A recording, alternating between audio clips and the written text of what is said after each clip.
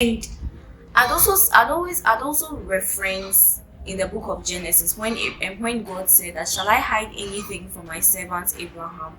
I think that was a perfect example for us to know that you really need to be a friend of God so that He reveals certain things to you.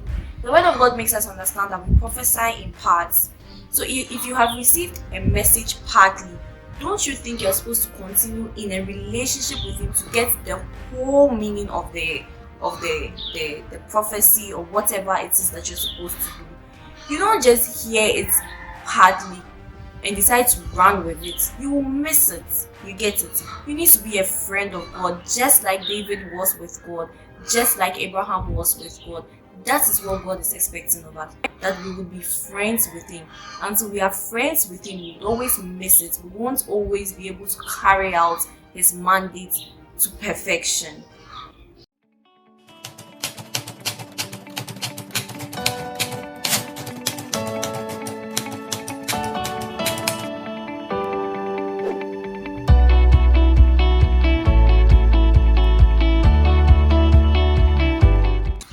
I think my fourth point would be that you should be prepared to work. Okay, if you are going to be in a relationship with God, then you should be prepared to do the work. When I say be prepared to work, I mean that you should be prepared to do it God's way. Honestly speaking, doing it God's way is work. When He says, pick up your cross and follow me daily, that cross is not a light cross. It's actually not a light cross. That means you are going to be enduring certain things. You are going to have to keep quiet even when you have the right to speak. You are going to have to endure pain to a certain extent. He's going to have to break you in order to make you the person that will be worthy and fit enough to carry the assignments to completion. So you should be prepared to do it God's way. You should be prepared to accept what God is going to do through you and with you. It's never going to be pleasant, it's never going to be easy, but at the end of the day, it's going to bring out results that will be beautiful. So if you are willing to carry out the mandate of God the way He has spoken to you about it, then you should be able to do His work the way He wants you to do it. I'd lastly say that you should be open-minded.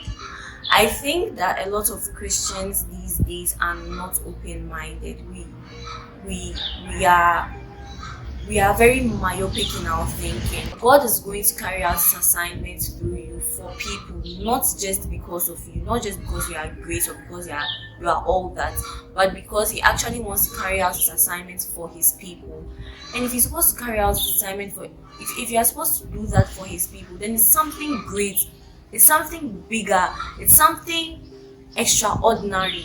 It's something that your actual mind cannot fathom, right? And that's why Romans tells us that be ye transformed by the renewal of your mind. Your mind must be renewed. And that's what I mean by being open-minded. If the word of God tells us that we have the mind of God, then that means our mindsets should be big. Because God is too sovereign to be small. Do you get it? God is too sovereign to tell you that stay here in this little corner and just be cornered. Do you get it?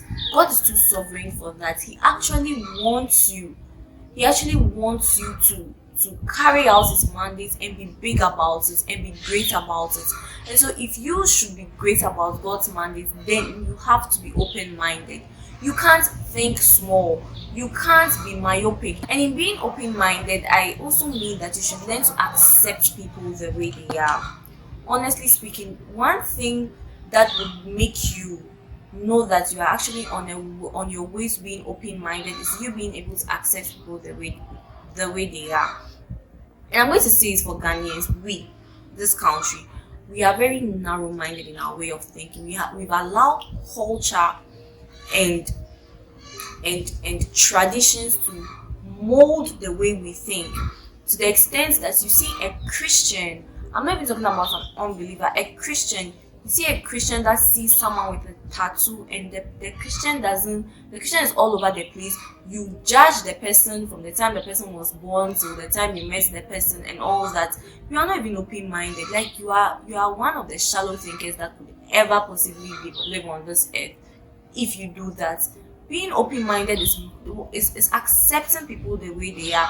Don't get me wrong, you are not accepting the wrong people do. You accept the way they are, you correct in love, and be open-minded to the extent that when people see you, yeah, when people see you, they don't relate you to where you come from or from your tribe. So for instance, I'm from Navongo, right?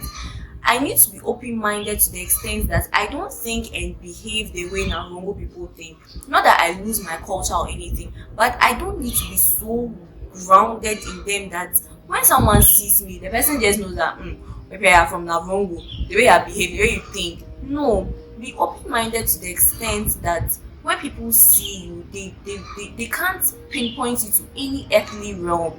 They see Jesus in you, they see God in you. That is the level of open-mindedness you should wish to get to. And this is something that I learned from Apostle Joshua Selman. He said it in one of his sermons that if you want to truly be open-minded, if you really want to go far in life, transform the way you think.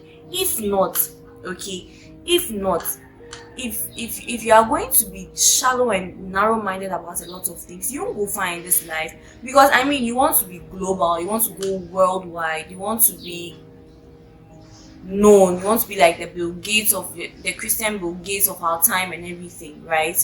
Good, fair enough. But then Bill Gates works with a lot of people. He handles world issues. He does SMP, and then he comes and then he comes to Ghana and then he sees maybe a tradition that he's not so conversant with, and he starts judging. That's how a lot of us are. We want to be global, but we are unwilling to accept traditions and cultures and SMP and other things from other people. We won't go far with such attitudes, right? So these are the things that I think, from my point of view, as the Lord helped me to prepare, that we should do if we want to carry out the prophecies and mandates of God to our generation. Yeah. Thank you so much for tuning in, and I'll see you in the next video. Don't forget to share, like, subscribe, and yeah, that's it. Bye guys.